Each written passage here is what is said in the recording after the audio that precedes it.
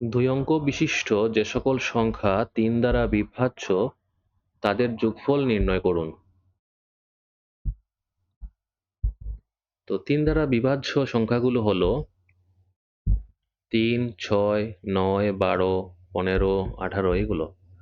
তো দুই অঙ্ক বিশিষ্ট সংখ্যা শুরু হয় এখানে ১২ থেকে। ৩ দ্বারা বিভাজ্য দুই অঙ্ক বিশিষ্ট প্রথম সংখ্যাটি ১২, তারপরে ১৫, ১৮, ২১ এরকম।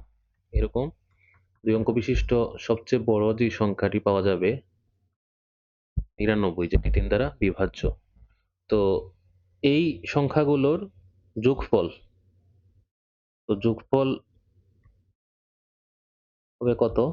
১২ যোগ ১৫ যোগ ১৮ যোগ ২১ এরকম করে যোগ ৯৯ পর্যন্ত। তো এটি একটি ধারা, সমান্তর ধারা এখানে। কারণ এখানে প্রতি পাশাপাশি ২ টি পদের অন্তর ৩ করে সমান। ১২ থেকে ৩ বেড়ে ১৫ হয়, ১৫ থেকে ৩ বেড়ে ১৮ হয়। তো এই পার্থক্য প্রতি ২ পদের পার্থক্য সমান। তো এরকম পদকে আমরা বলি এরকম ধারাকে আমরা বলি সমান্তর ধারা। তো এটি একটি সমান্তর ধারা। তো সমান্তর ধারার যোগফল বের করতে হবে। সমান্তর ধারার যোগফলের সূত্র এখানে এপ্লাই করতে হবে।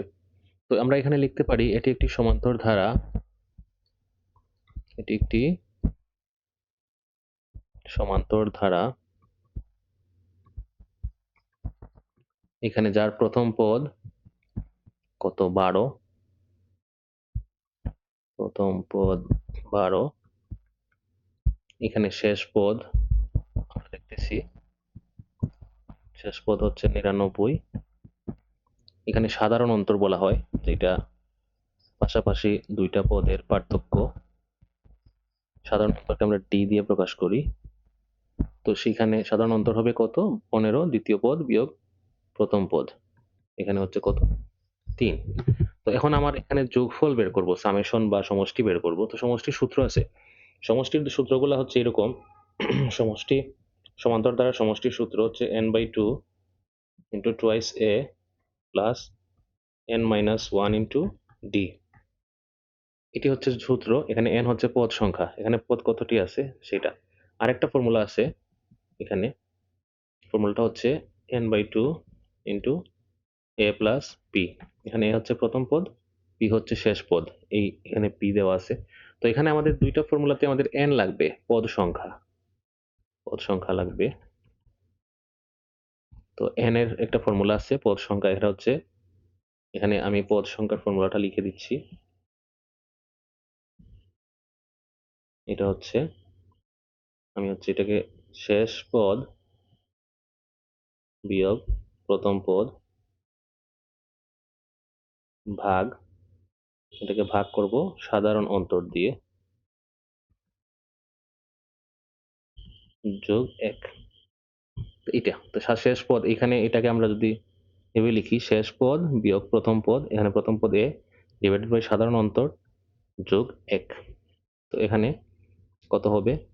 ৯৯ বিয়োগ ১২, ডি হচ্ছে ৩ প্লাস ১। তো এখানে আমরা যোগ করলে কত পাবো? ৯৯ বিয়োগ ১২ ৮৭ বাই ৩ যোগ ১ ২৯, ৩ ২৯ ৮৭ যোগ ১ ৩০। তাহলে পদ সংখ্যা হচ্ছে ৩০। তাহলে যোগফল বা সমষ্টি হবে কত? n/2 into a plus p। এখানে n আমরা পাইলাম ৩০, a হচ্ছে ১২, শেষ পদ হচ্ছে ৯৯। তো ৩০/২ মানে হচ্ছে ১৫ গুণন ১২ আর ৯৯ যোগ করলে কত হয়? ১১১। ১১১। এখন এটা দিয়ে গুণ করে দিব ১৫ কে। গুণ করলে কত হবে?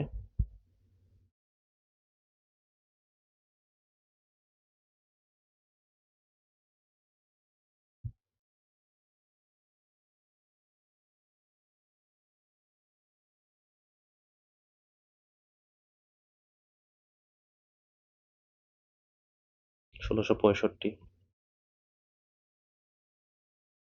এটি হচ্ছে অ্যান্সার। তো ধারার ম্যাথগুলা আমরা এইভাবে করতে পারি।